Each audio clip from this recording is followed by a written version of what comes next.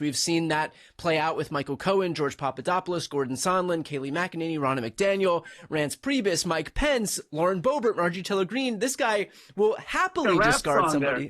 Yeah. So given that reality, do you believe him when he says the reason that I don't want to participate in this transparency effort is because I'm looking out for my friends as opposed to him just looking out for himself?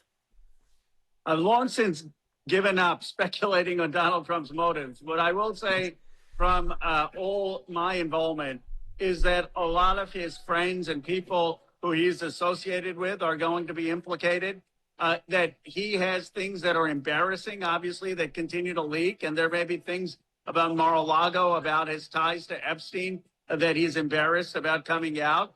And there are, in my view, unanswered questions about who had this kind of influence on Epstein and the government. And I'm not conspiratorial, but there's some serious, powerful forces that are preventing this release from happening. And so think about it from a perspective of evil. Genuinely one of the most horrific scandals. I mean, this is something that 50 years from now, kids will study, that there was literally a rape island where young girls, mostly from working class families, were paraded around naked, 13, 14, 15.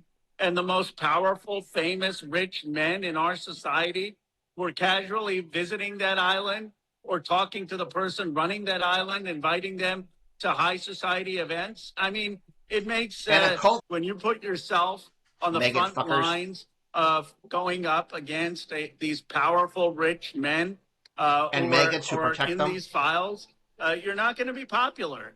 And the reality is we need more people speaking up, because ultimately it's the survivors who've been betrayed in this country.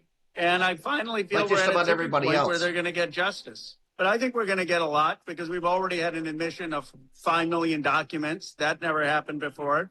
And you're seeing them scramble. You're seeing them release documents saying there were other co-conspirators, saying Trump was on Epstein's flights more than previously known. We're getting the leak. My sense is if I were telling them, I would say just get it all out in January. Don't make this the 2026 story where you're drip by drip doing this. But we're going to have the survivors back at the Capitol. Massey and I are committed to this because it's about the survivors, but it's something deeper, Brian. There is rot in our political system. There's a corruption that covered up for the Epstein class, men who thought there's no accountability. And we need to hold them accountable, and we need to start restoring trust in our government.